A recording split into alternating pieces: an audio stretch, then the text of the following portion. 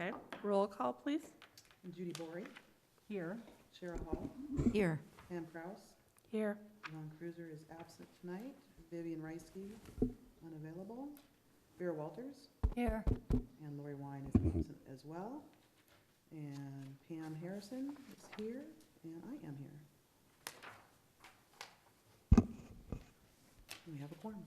Thank you. All right, can I get a motion to accept the agenda? I move to accept the agenda. Can I get a second, please? I second. Thank you. Judy Bory, Yes. Cheryl Hall, Yes. Pam Kraus, Yes. Ron Cruiser is absent, Vivian Reisky unavailable, Vera Walters, Yes. and Lori Wine is absent. All right, can I get a motion to accept the minutes? I move we accept the minutes. Thank you. I second. Thank you. Judy Bory, Yes.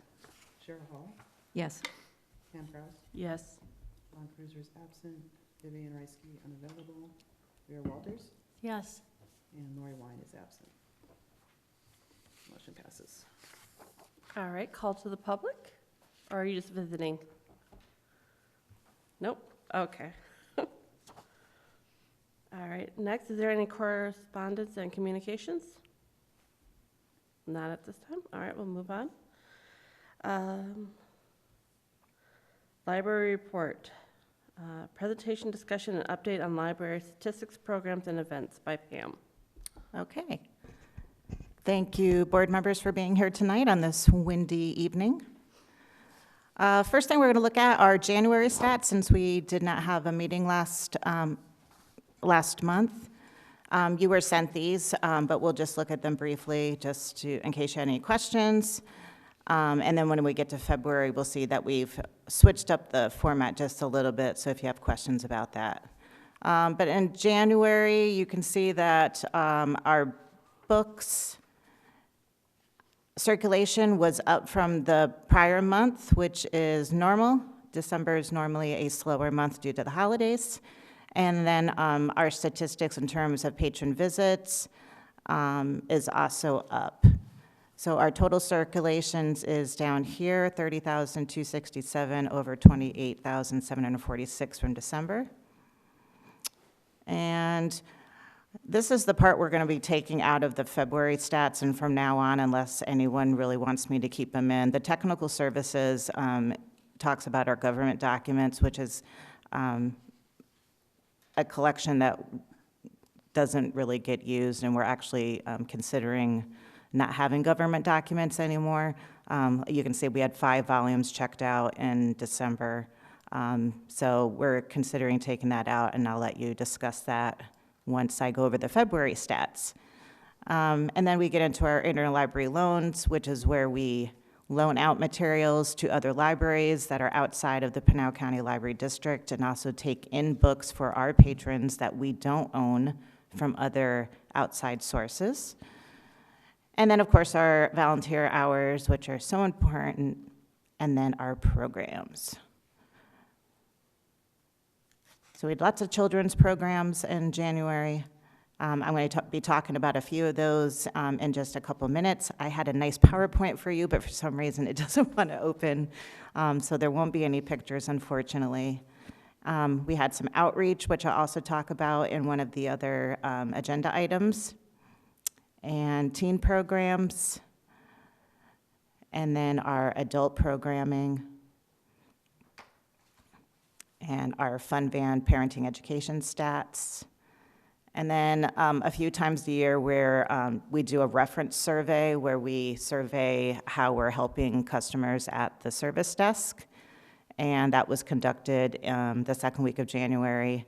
And we have to report those to the public library survey in the end of the year for the Institute of Museum and Library Services.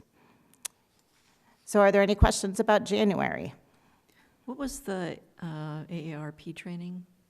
I'm sorry? What was the AARP training? I don't remember. So AARP currently is in the library doing free tax preparation for patrons that register. And they had to do a week of training using our facility the week prior, so we counted that as a program, even though it wasn't open to the public. But since they were volunteers and they were in there, we counted it. And that was under adult. There we go. And, Judy? yeah, your volunteer hours, are those friends of the library, or are they different programs? that are It is a being run? mixture. The majority is Friends of the Library. We sometimes have some other volunteers that help out with programs or help do different projects around the library. When COVID hit, we kind of lost most of those volunteers, even though the bookstore did stay open. So the majority of this is Friends of the Library, and then a few that are in the teens that come in for community service hours, and then adults that, most of them are adults that are helping with our programs, like Dungeons and Dragons is volunteer-led, family line dancing is volunteer-led, and so forth. Any other questions about January? All right, we're going to go ahead and just look at February. And this changed, like I said, just a little bit. So our current statistics are under the this month column. Last month is January that you just looked at. So you can see that things were pretty consistent, down just a teeny bit in overall categories. But our patron visits were up. And the reason for that most likely is the tax appointments. Since we're doing 5 hours of those a day, no, 4 hours of those a day, and I think they see 6 people an hour.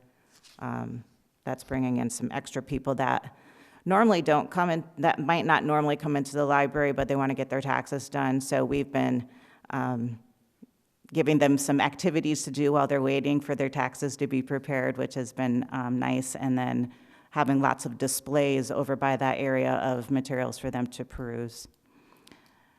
The part we took out was the technical services, which would have been right after public services.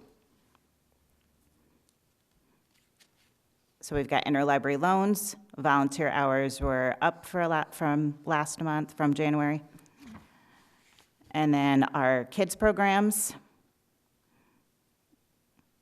which we have a lot. Boy, you do. 937 attendance, yeah. And then our teen programs with Dungeons and Dragons leading the group, since we have that 3 times a week. It's gotten popular. Yes. And then we had a virtual live program, and I'll explain what that was in a couple of minutes. Our adult programs, Bibliobites was in person and also live on Facebook, so that's why the number is kind of high on that. We didn't have 158 people in the library, unfortunately. That would have been nice. Drop in adult coloring, that was actually the tax appointments where people, we counted the number of coloring sheets that they took while they were waiting for their taxes. So they're getting really creative with these passive programs, which is nice. And then our Arizona Humanities Lecture Series, for those attendance down again this year from the past. But there are other organizations in the city that do the Arizona Humanities Lectures, including the Superstition Mountain Museum and the school district. I believe we're the only one that offers them for free, however, so keep that in mind for the future. And then our outreach and Fun Van.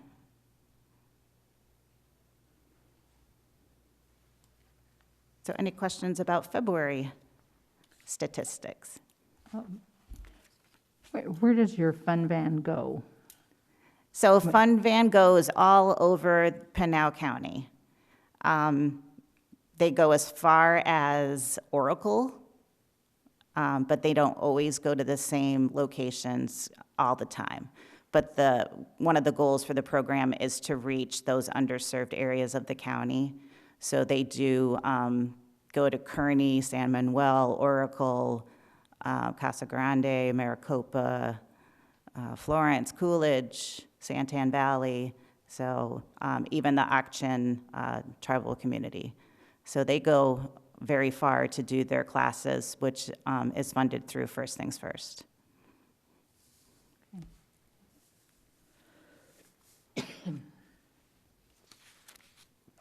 Any other questions? All right, so that's it for statistics. And I think I can close this one. I'm going to try programs one more time just to see if I get lucky.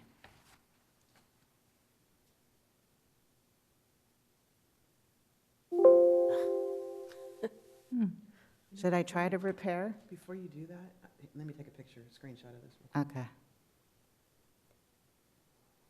I do trust the source of this presentation, so it says click repair. You can try. I mean, what could have hurt now at this point? Hopefully the computer doesn't.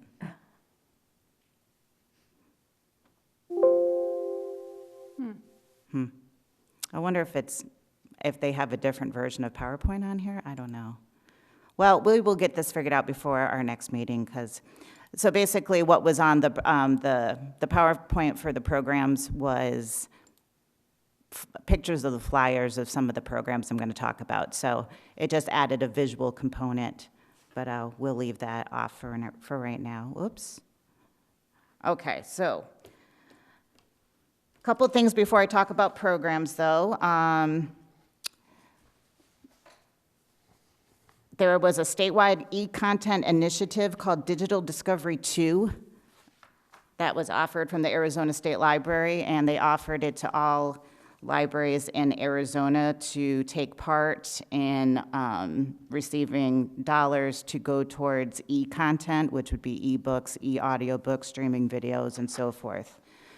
So we did take advantage of that, and our library, based on population statistics, received $13,384.55. And what we'll be doing with that is purchasing video, digital, and audio e-content with no restrictions on the category of the content, but the funds have to be used for items that are one copy, one user. So if you're a user of Libby or the Cloud Library, you're probably familiar with the fact that some titles have multiple copies, multiple licenses, so that more than one person can read the same title at once. These dollars can only be used for one copy that can only be read by one person at a time. And I'm not sure why that had to be a stipulation of this, but that was what we were told. And so we are busy working. We're actually getting the titles into our Overdrive account, which is the Libby app, and also known as the Greater Phoenix Digital Library. So if you use those, we'll be looking at highly used titles. We'll be looking at recommendations that people have suggested through the app, and also looking at the holds lists to see which titles have the most need for extra titles. Next, I'll talk about programs. So in January, we had our first Arizona at Work resume workshop, and Arizona at Work is an organization that is in many counties, and including Pinal County, and they now have an office in Apache Junction, over in the Pinal County complex, which is very convenient to the library. So we have partnered with them to offer resume workshops, and they are virtual. We advertise the programs for them, and they also advertise the library for us to their clientele. We didn't expect a huge amount of people to register, because they need to register in advance, but we were glad to get some. We got 2 people that participated. So with the Great Resignation right now, we know that job services are on the decline.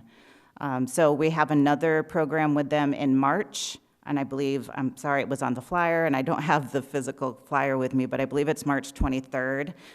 So if anyone's interested in resume workshops, they're totally free, and led by Arizona at Work personnel that are experts in creating resumes. You can sign up on their website or through our website, and we'll have information on social media as well. Another program that we did for the last few months was called Coffee with a Cop. And it was a fun program, especially with the new chief of the police department. He did attend the last Coffee with a Cop that we had in February. So it was nice to see Mike Pooley show up for that. And so basically what it was is people that could come to the library, sit in the cafe. We had coffee and donuts, and there were 2 to 3 people from the police department that would come and tell them about recent events, and the community could ask the police questions that they had about the community or about the department.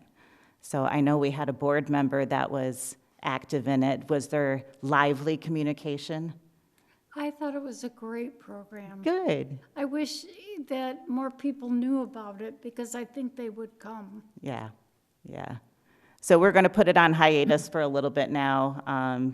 Winter visitors are beginning to leave, and we're switching gears to get ready for summer. But we hope to bring it back, and I know the police department too was trying to share it out on their channels too. So it all comes down to the marketing, as we're well aware, and we'll be talking a little bit about that later. Another program that we have done and are currently still doing is what's called the Euphorian Investigation Online Escape Room. So this is a special program because it is funded through a grant with the Institute of Museum and Library Services. And we filled out an application to participate in the research study, which is being developed by University of Washington. And they get to choose 10 libraries across the nation to lead these online escape rooms. They liked our application, so we were selected. They were looking for a variety of different types of libraries, academic, public, and so forth, and also different types of demographics in terms of rural, suburban, and urban. So what this online escape room does, it is immerses virtual players in a world of media that has been manipulated, where social media bots show up and you have to identify them. There's deep fakes and other forms of deception. So it's really testing you to see how good you are in terms of being a consumer of media, and that you can identify when these things are showing up to try to take you off your course. So the players have under an hour to uncover information on a fictional medicine supplement that they called in the study Euphorian. And what they're claiming is that Euphorian has been determined safe to be used, and they think that it's so great that they want to add it to the public water supply.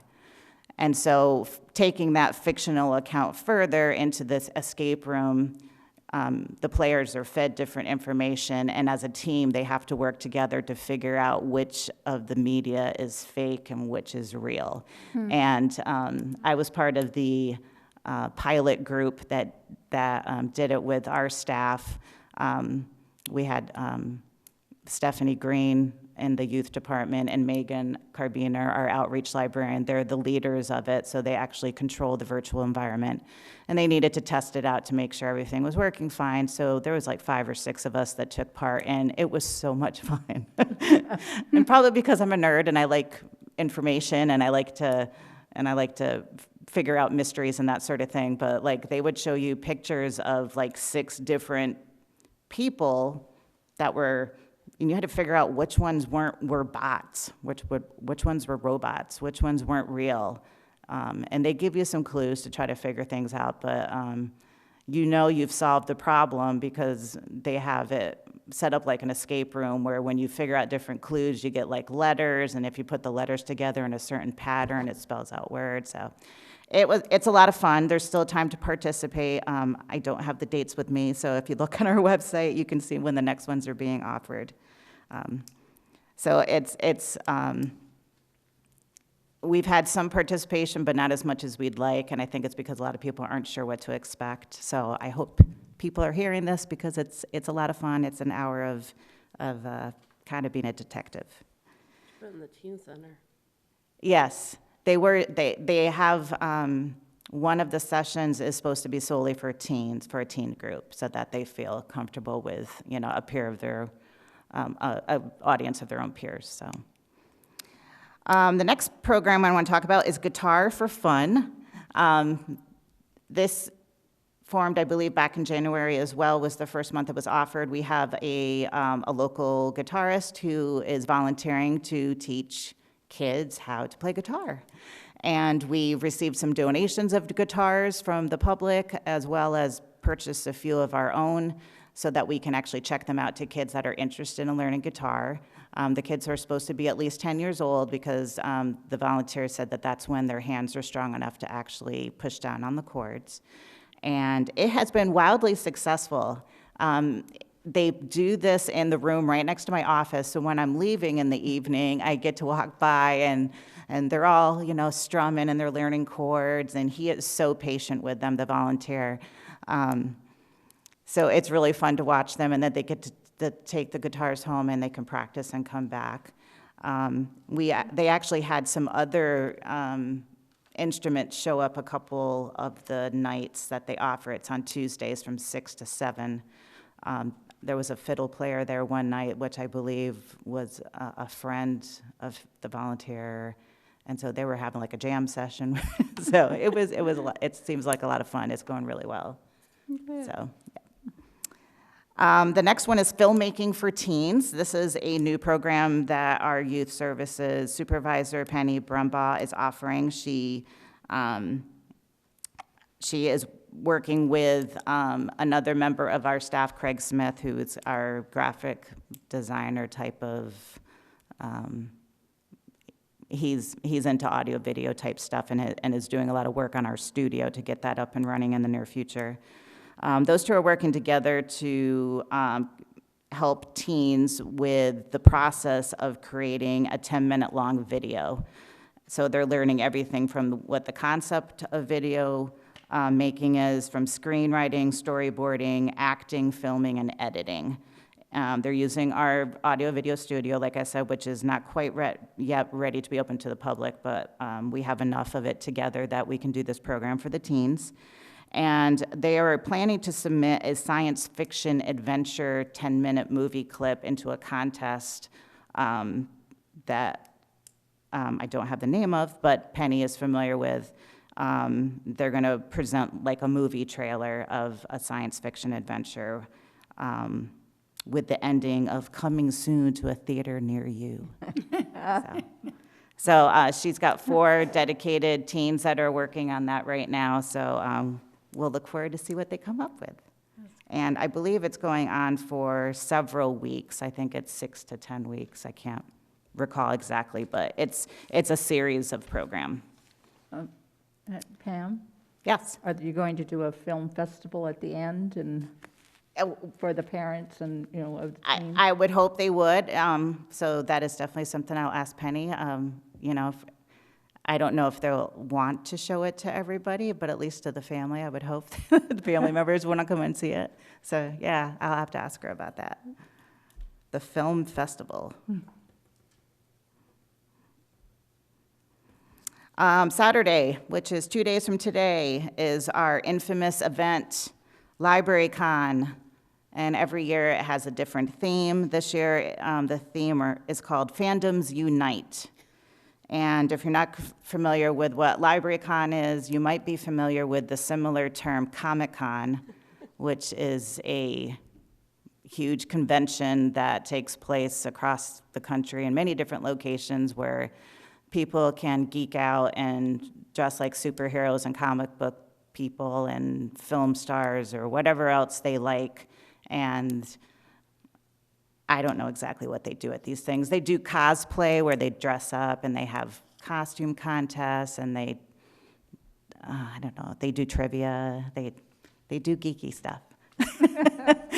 which is good stuff, is fun stuff. So that is going to be this Saturday from 10 to 3 o'clock, I believe, at the library.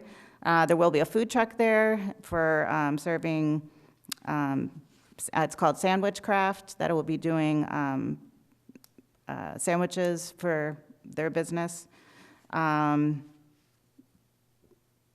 You'll have to come and check it out. Walk around. There's Zombies United will be there with their zombie gear, and Star Wars characters will be there, and princesses. So anything in the fantasy realm you can think of will be at LibraryCon, or Fandoms Unite. So, Are they gonna have the Ghostbuster machine there? I'm sorry? Who has a Ghostbuster? The Ghostbusters car, it's one of the groups that comes. There's several groups that come, and some of them, they fill out city permits so they can sell, their gadgets and stuff. I know the DeLorean from Back to the Future is going to be at this one. Okay. So that'll be in the I always see parking those lot. two, and it's funny, I always see them together. Yeah. One year, I know Scooby-Doo's van was there, Oh, I missed that. the Mystery Machine, yeah. So Hopefully that's there this year. there's always something there to tickle your fancy. And lastly, this week and next week are spring break weeks for Apache Junction Unified School District. So one of the special programs that is taking place next week, I believe it's on the 16th, is a program that is really fun and educational. It's about exploring honey, and it's for kids ages 8 and above, and they're calling it Honey and Beyond. So Honey Hive Farms, which I believe is out in the Glendale, Peoria area, they're actually coming with real bees, and they're going to talk about bee equipment and let kids experience what it's like to be a bee farmer, or what's the other word for it? Beekeeper. Bee farmer. And then they'll get to explore honey and honeycomb and taste it and do all different educational things with honey. So that one does require registration because of the supplies involved. So go to our website and sign up for Honey and Beyond. Is that one going to be recorded and posted on Facebook? Can it be recorded and placed on Facebook? I have to work and I can't.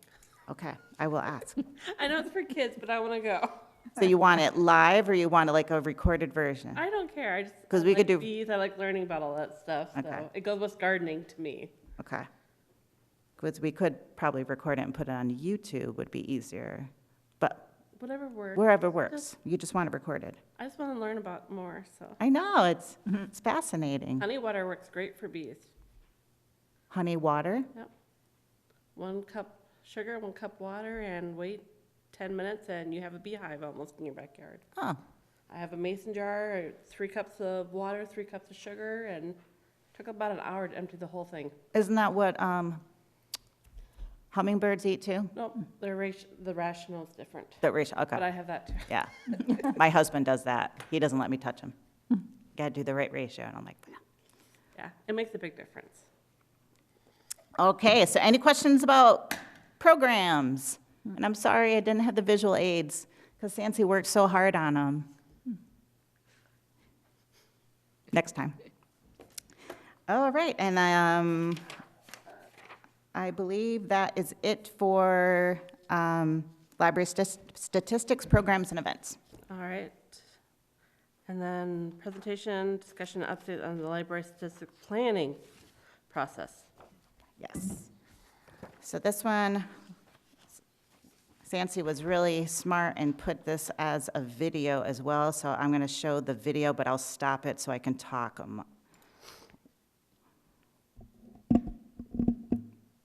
Okay, so our strategic planning process has started, which I've told you about in the past. Garvey Consulting is our consultant for the strategic planning process. And let me start the video, and I'll stop it to tell you what's going on. Okay. So the strategic planning process has started out with me appointing people to the committee, which has involved asking select groups of people that we want to have in the committee so that so we have a representation from different groups and whatnot across the city. So we have 3 library staff on the committee, so myself and 2 others, a library board member, 1 school principal, a philanthropist for the city, and 1 person who is a marketing and healthcare professional.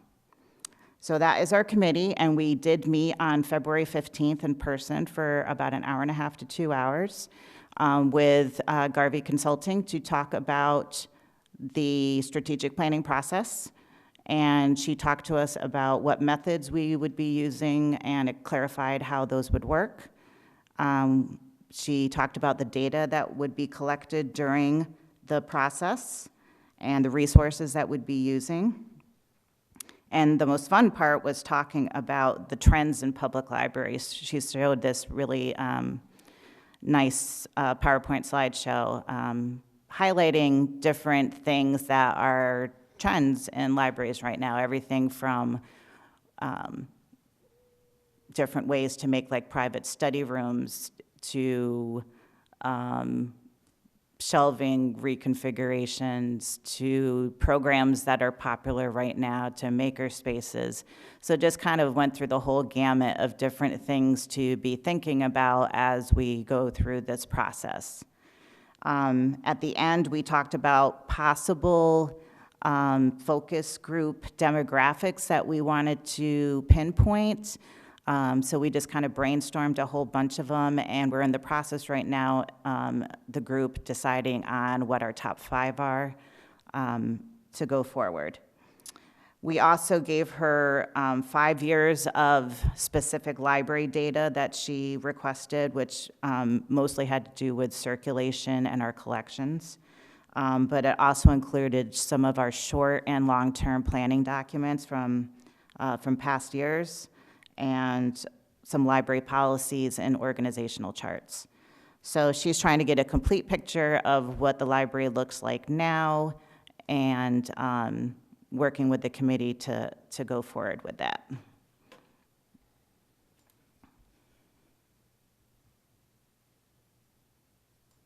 Okay, library data and community demographics analyzed.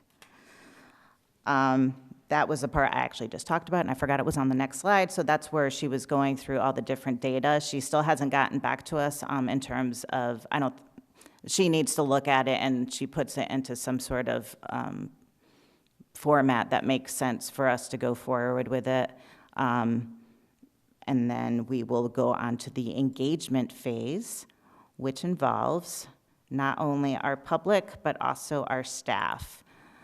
So a staff survey has already been sent out for all of our staff to complete. They get to do that during work time, and they've got about 2 weeks to get it done. And it's an open-ended survey for them, because since they work in the library, they have a lot of knowledge about what we currently do and things that they believe are working or not working. In the future, she'll also create a staff focus group, so she'll sit down with select staff to have a more intense study of different things that are discovered through the survey. The public survey is still in a draft form, and we're working on getting that cleaned up and finalized, as well as the focus groups that we identified from the initial meeting. Okay. So this information is going to form the basis for our new plan. Does that include volunteers in the public section or under the staff section? Volunteers will be under the public. Under the public? Yeah. Okay.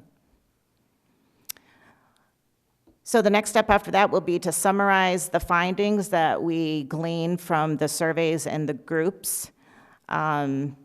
We're all going to look at the relevance of our current services, what things are working and what things are not. She gave some examples, such as if you're doing a program that takes 3 hours every week to plan, but it's bringing in 5 people. Is it worth having that program? If you're offering a service that nobody knows about, how can we better market that? So those types of things. We'll look at unmet needs. So what are people wanting that they're not seeing from the library? And then expectations for future library services and programs. So that'll be the fun part, to see what people are saying and how we're gonna meet some new goals that we'll establish. So once we get back together in a group,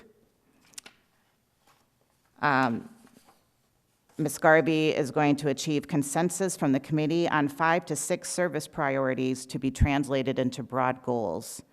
And these will be our key service priorities and goals. And we'll also look again at our current library mission and vision statements to see if they're aligning with what our goals are. So we might tweak those, we might keep them. We'll have to see what the findings suggest. After that, we will look at strategies to address the goals that we made in this step. That's a long part of the video.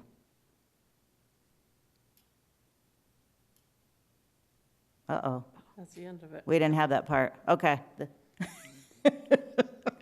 It's okay. It's just a visual. So we're going to create strategies to address the goals, and they need to be measurable objectives, so we know if we implement these objectives, are we going to be able to reach them? We need to be able to have SMART goals, SMART objectives. We're also going to identify at that point which goals are going to be more short-term and which ones are going to be longer, so that way we know how long things are going to take to achieve and how often we need to look back to assess those goals to see if we're meeting them. And then finally, we'll prepare and review a draft plan. The committee can modify it if necessary. And then a final plan will be developed, which will be like a one-day session with library staff. Since they will be doing the work, they'll be developing different activities that will support the plan.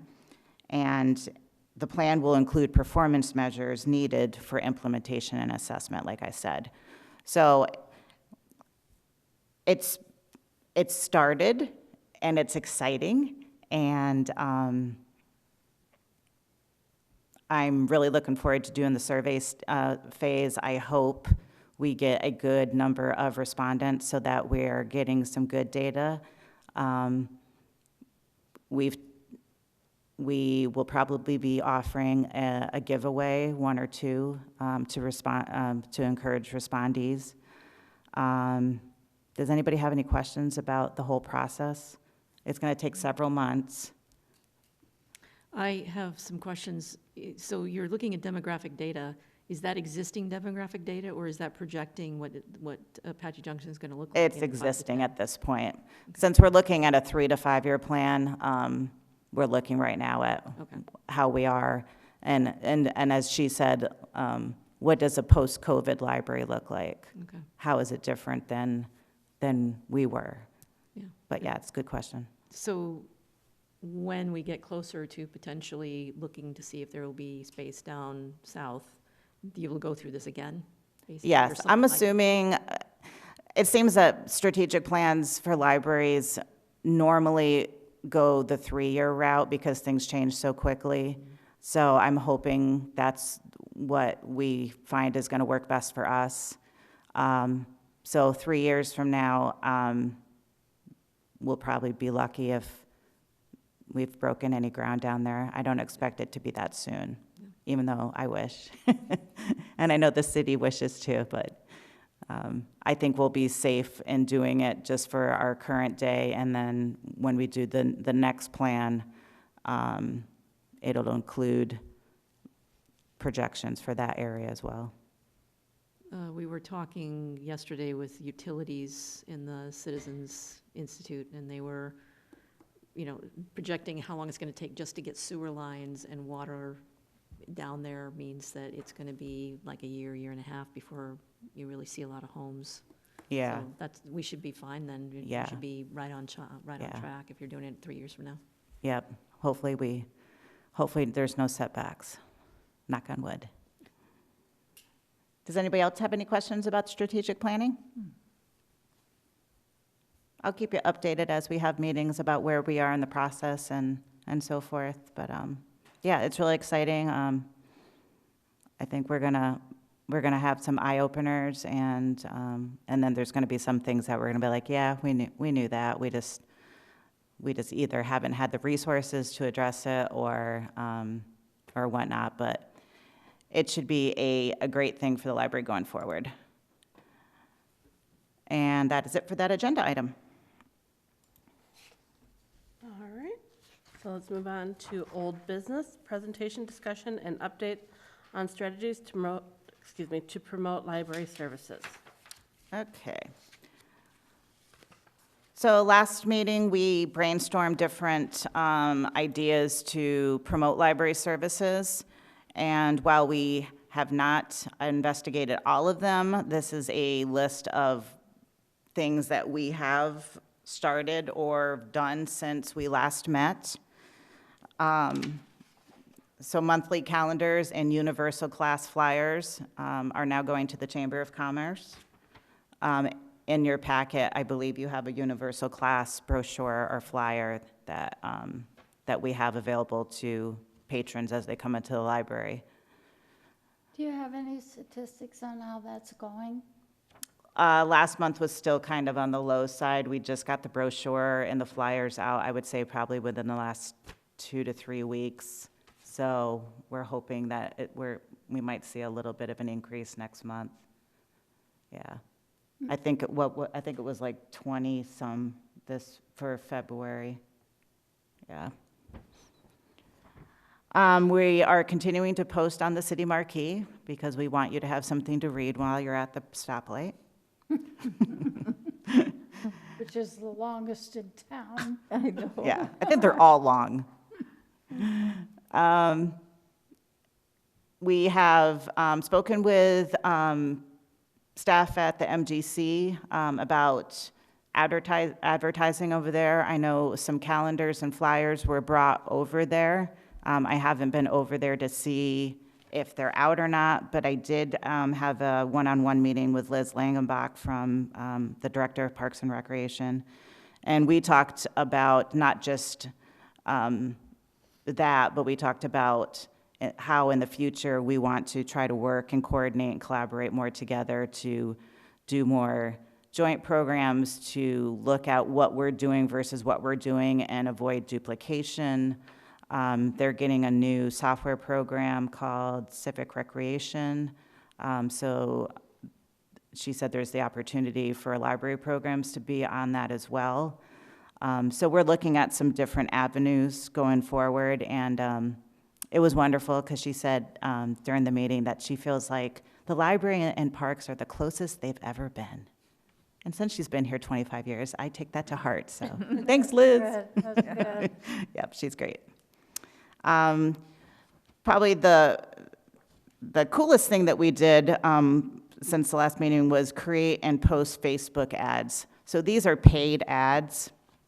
We wanted to test to see how it would work to do a Facebook campaign. So we took 6 different things, services or events at the library, and we did a campaign where we said we were going to spend, I think, $3 a day to go to certain demographics of people to try to promote our programs. So we did, for about 3 weeks, we had ads going out about just a general one about the library, one about the mobile library, one about Fandoms Unite, the LibraryCon event, one about our writer-in-residence, the Story Walk, and the Euphorian online escape room were the 6. collectively, we reached almost 23,000 people with the ads. That's not saying they necessarily did anything with it, but it at least came up in their screen. 52 people engaged with one of the posts, 38 clicked on something, 12 posted a reaction, and 1 person posted a comment. So, wasn't as good as I was hoping, but it was a good test. And I don't have the breakdown on which ones received the most, but I think actually the general post about the library did the best, if I remember correctly. And I believe the one that was least reached was the writer in residence, which is the one we really wanted to get some promotion on. So it's hard to. It also breaks it down to tell you like what type of person you reached more, and it was weird. I think the population we reached the most was men ages 45 to 54, which we thought was weird because most of the time, according to our total Facebook page, most of our subscribers are women between the ages of 18 and 50 something. So. We're going to keep trying this and trying different ways to do it. Maybe just do one specific thing rather than 6 smaller ones. I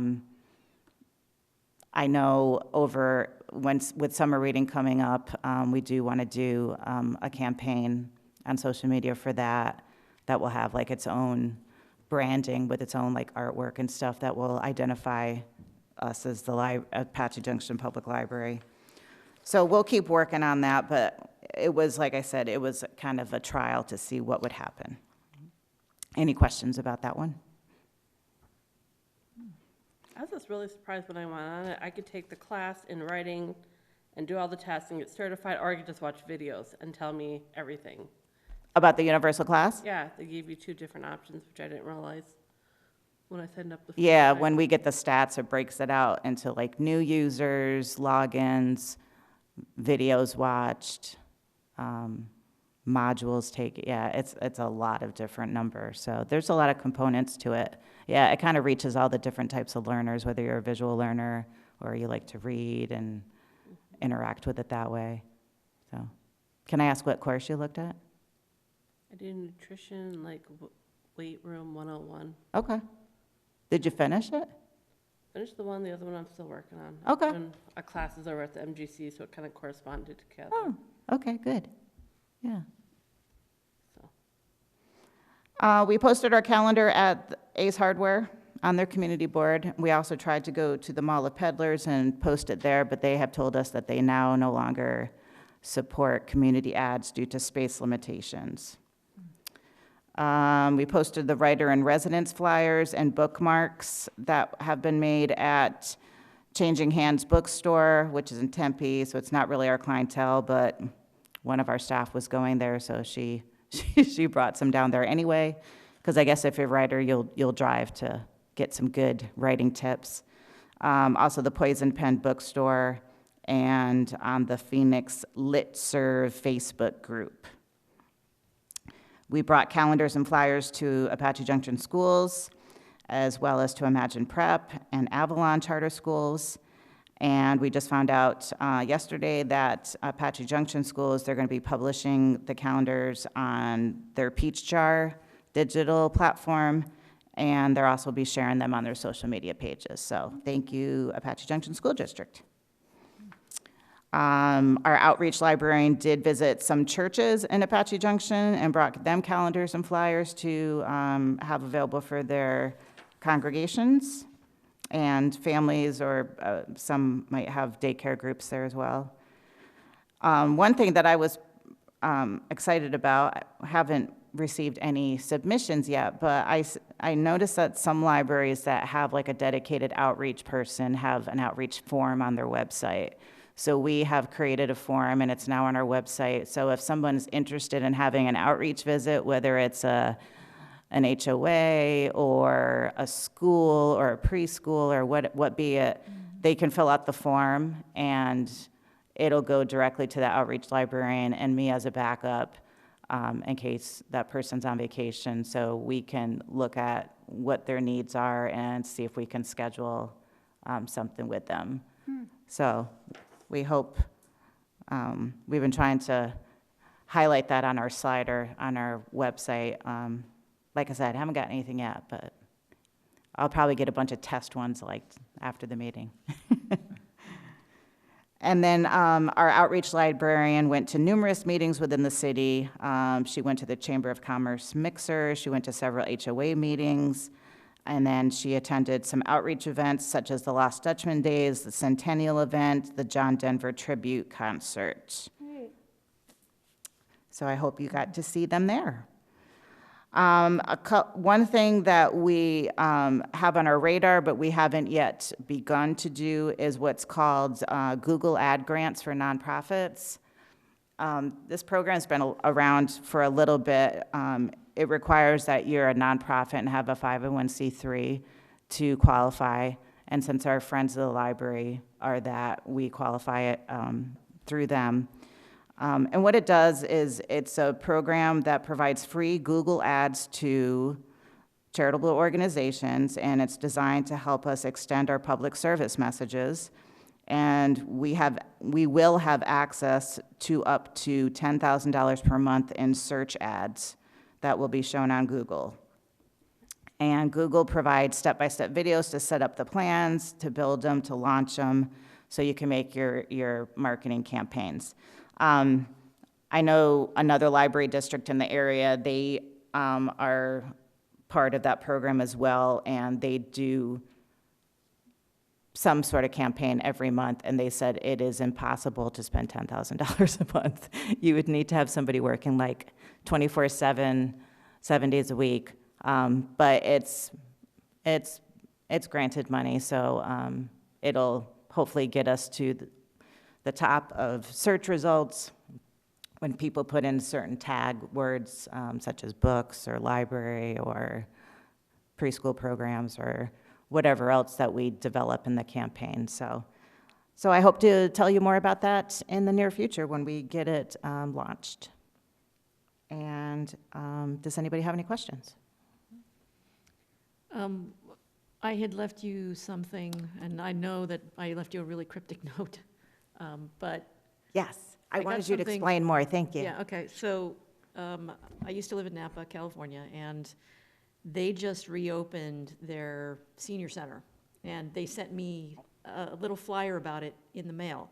It was a simple flyer with information about it, just in an envelope, and I was wondering, could we not potentially do the same thing to everybody who's got a postal address in AJ and Gold Canyon?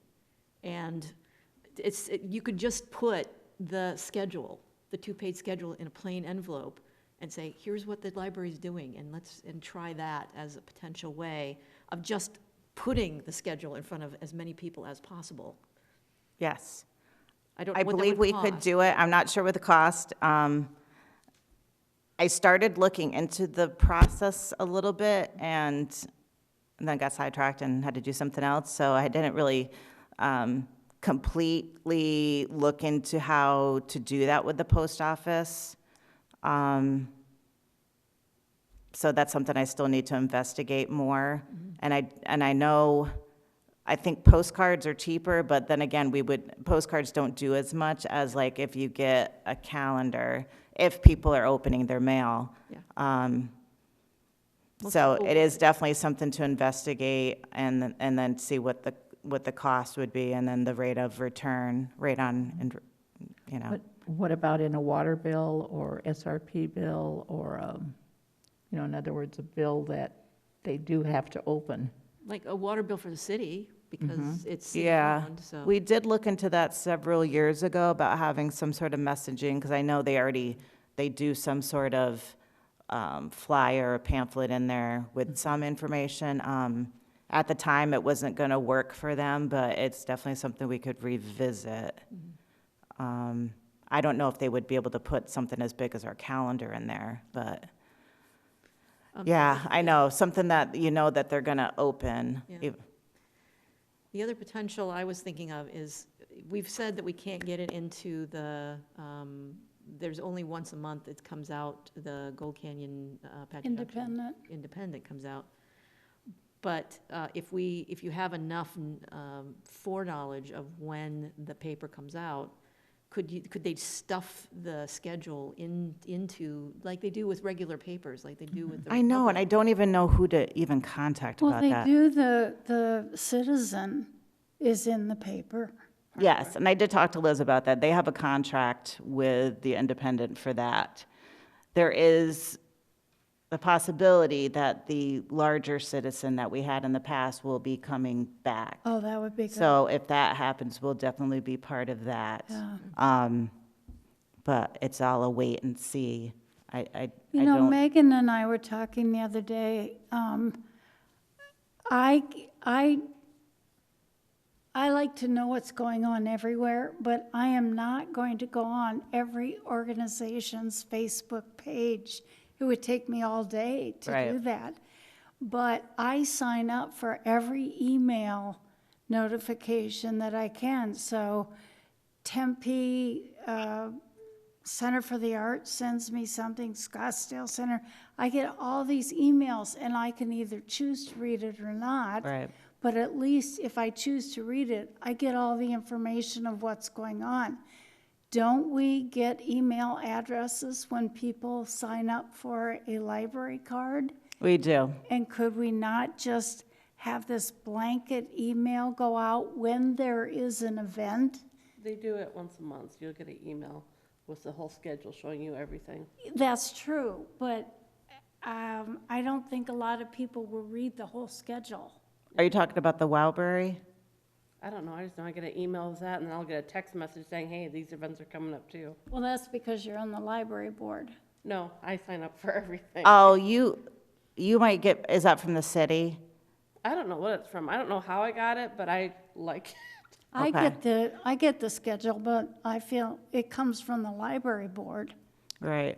Well, But I don't get an event that says the writer in residence has a thing on Facebook, you need to go watch this. I get, I hear it word of mouth, and then I go on Facebook and watch the writers in residence. But when there's an event, unless I go on Facebook, I don't know about, or if I go to the library and there's a bulletin right. about it. I've looked into the legalities of taking people's email addresses that they provide us for their library accounts, but there's privacy laws involved with patron records for libraries.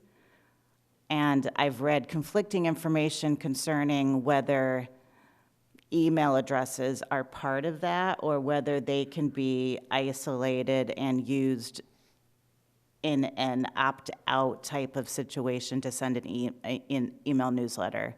I've read some things saying you should always have people opt in rather than send them something that they didn't know they were necessarily going to get and have them opt out. Well, when they sign up for a library card, you can ask them, or you can send them an email and say, would you like notification? And always at the bottom of these notifications are an opt-out. Right. But yeah, so the sticky part is that it's part of a library patron record, which as library employees, we have, a privacy obligation. And so it is something I definitely have looked into, and I know there's different email services out there that like Constant Contact and MailChimp and all that do that, and I know other libraries do it, but I don't know how they do it and if they're doing it the way we should do it. Could our city attorney help on that? Yes, I'm sure he could. And I've probably already asked him, and I might not have got the answer I want, so I'll ask him again. I was kidding. I have looked into it several times. I talked to a different lawyer about it once, and so it is something that I'm looking at, and, because I think that is a vital tool that we can use to our disposal that I think would be advantageous, but I can't guarantee that every person at our service desk is going to ask the question, do you want to get our newsletter? So to do it that way wouldn't be robust enough, so. But yeah, thanks for bringing that up. Another place you might consider advertising is at Central Arizona College. Do they have in-person classes right now? You know, I kind of lost connection with them. Yeah, I think so. yeah, Be worth checking. yeah. And the librarian there, the head librarian, she is part of our library federation group that the county has, so. Okay, yeah. So many different avenues to explore. I thought it was interesting when I was at the library the other day that there was a notice that if you knew someone with a particular interest or talent in the city, to contact Tracy Curtis. And I thought that was a wonderful idea. Yeah, she put that up, I want to say a couple years ago, and then it got covered up, and then it got discovered. Yeah, I thought that was great, So- because we have a lot of talent Right, yeah. in this And we use a town, lot of and a volunteer lot help. of them would be willing to share. Yeah. I don't know if we've had anybody see that and actually offer their service, but yeah, at least it's a welcoming Yeah. message and reach out, yeah. And those, sorry, accolades for the librarian. I thought those, I want to call them kiosks, but these separate little things in the library that have either books of interest or, and I noticed the one on entertainment. I thought that was wonderful. Oh, good. And the little displays they have of whatever is that month, or, it's great. Yeah, we're doing a lot more displays, and It's we have a lot more display stands than we ever have. So that's definitely been part of our merchandising.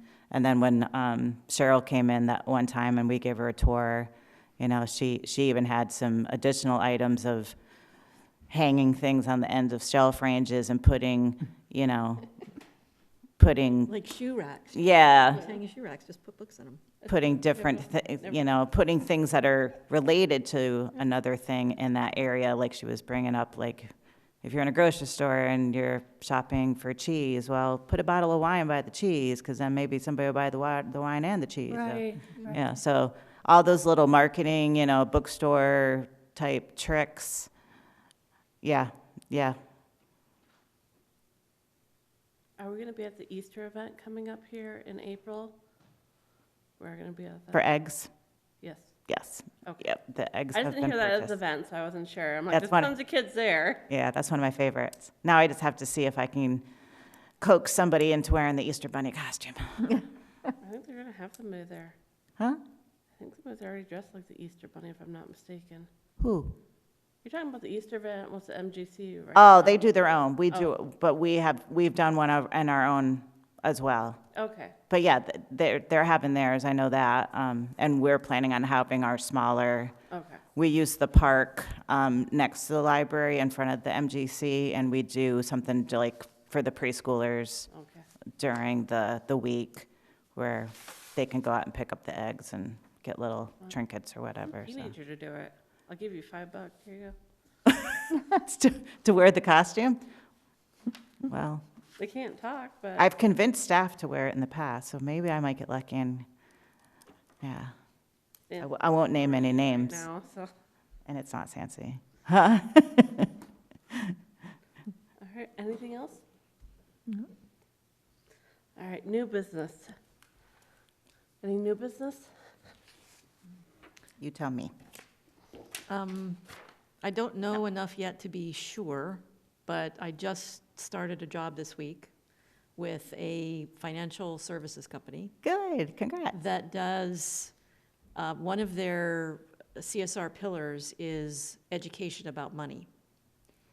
Now, I am trying to find out about their program, but it's definitely been used for school kids, but I'm gonna find out whether it might be something that we might be able to bring into the library, either as a kids program or potentially as an adult program. Okay, that's great. So if. April is actually Financial Awareness Month, Okay. so Right that after would be tax. perfect timing. Yeah, I've just got the name of the person to contact, and I've got a meeting set up with her next week. Okay, well, And then thanks. I'll let you know if there's any viability there. This would, I don't think there'd be any cost involved. I think this would be, this is part of their giving back to the community kind of thing. And they do have an office here in Phoenix, so we might be able to even offer this as something that we're putting into Pinal County libraries or Maricopa and Pinal County libraries, or I don't know. But when I saw that, I'm like, ooh. So I'll let you know. Yeah, thanks, that's great, thanks. It's going to be really important in this coming year for sure to get budgets and finances straightened out. Anybody else? Okay. Request for any future agenda items? Oh, that was quick. Okay, it looks like we're going to adjourn this meeting at 7:36.